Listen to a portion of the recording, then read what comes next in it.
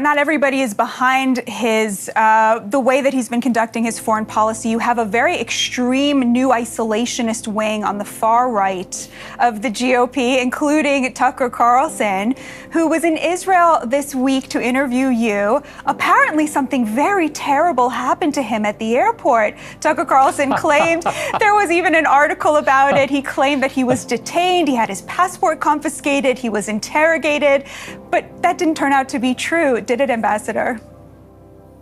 No, it didn't. I'm not sure if Tucker would know the difference between a massage and a mugging, because what happened was his passport wasn't confiscated. If you go to a foreign country, they take your passport and they look at it. Now, he was in an executive, very high-end VIP lounge in which you can go and sit down and have an array of snacks and all kinds of choices of beverages and very nice furniture. And they will take your passport and they will go do the passport check for you. And then they ask questions, which they ask of everyone going in or out of Israel. I have a diplomatic passport and a diplomatic visa, and they ask me those questions as well. It's hardly an interrogation. There were no hot lights. There were no electrical cords being strapped across his back. It was the same treatment that anyone gets. And one of the things that he was able to receive was these nice snacks in a comfortable chair. When the video surfaced, and it was the security video showing him going through this terrible ordeal, I don't know how he made it. It showed that he was hugging the airport employees and taking cell phone pictures with them. So if that's torture, my gosh, I'd say that he'd have a hard time if it ever got really, really intense and he actually got arrested with handcuffs and, a baton beating. None of that happened. So he was only in Israel. He was only in Israel for like maybe 3 hours. What is your analysis of why he told this yarn?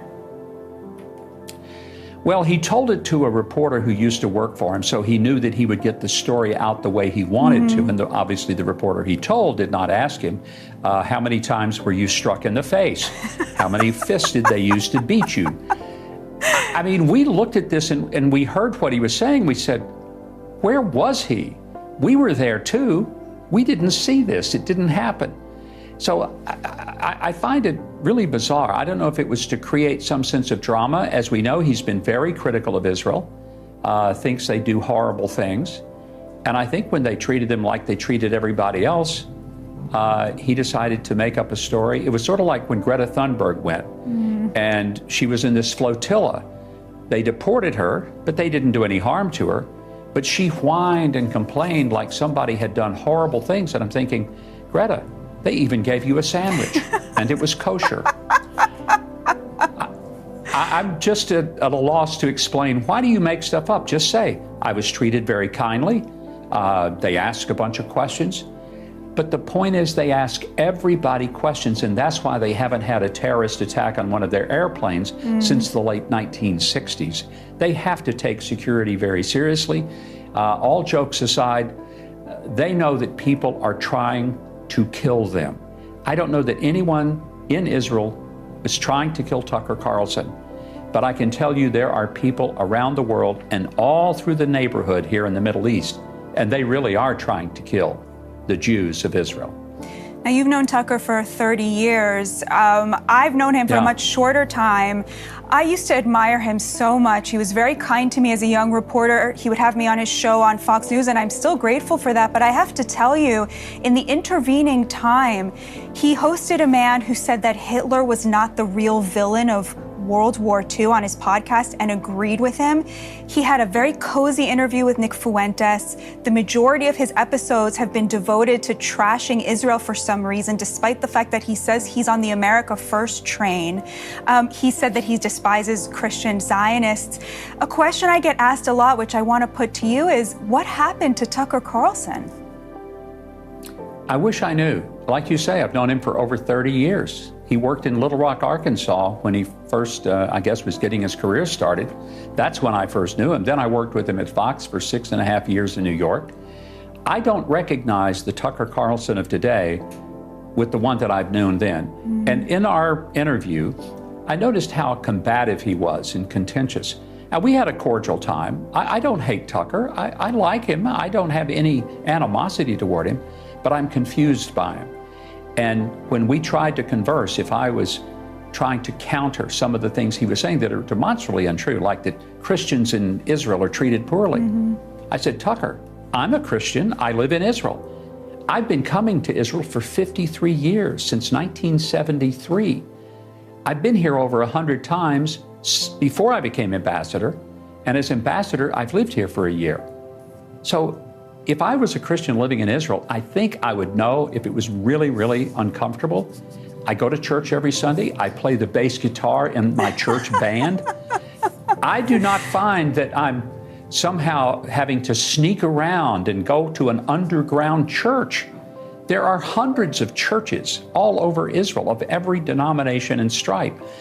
There's 34,000 Christians in 1948 when the Jewish state was created. There are now 184,000 Christians.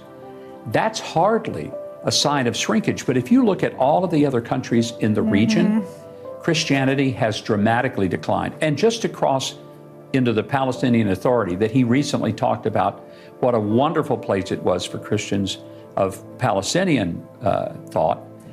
And he said that the Christians there are treated poorly. I was going to say to him, Tucker, like in Bethlehem, which he mentioned, there are no Jews in Bethlehem, like none. When I started going to Bethlehem, it was 80% Christian, 15% Muslim, and 5% something else. Today, it is over 80% Muslim, very few Christians. And some of those Christians in Bethlehem, because I know them, are actually, I don't know if he would find this disturbing, they are Christian Zionists as well. And that might really blow his mind. You know, the vice president is very close with Tucker Carlson. I know a lot of people who are very bothered by that relationship. Are you bothered by it at all? No, I mean, JD's got a good head on his shoulders, and I understand you can be friends with people you don't necessarily agree with. I just want to make sure that the vice president doesn't agree with some of the things that Tucker says, because they're just wrong. And I wouldn't want that to be a part of the vice president's frame of reference. Tucker is wrong when he talks about that Israel wants to kill children. No, they don't. He's wrong when he says that Israel intentionally kills civilians in Gaza. No, they didn't. If they wanted to do genocide, they could have done that in 2.5 hours. They certainly have the military capacity. They have been unbelievably intentional about trying to protect civilian lives. And I mentioned to him, they do it at a level that even the U.S. military doesn't do. He got all bothered and said, what are you saying, that their military is better than ours? I said, no, not saying that. I'm an American. I support our military. But we don't send text messages to everybody in an area and say, this is our target. We're about to hit it. You might want to leave. We tell them that, and what does Hamas do?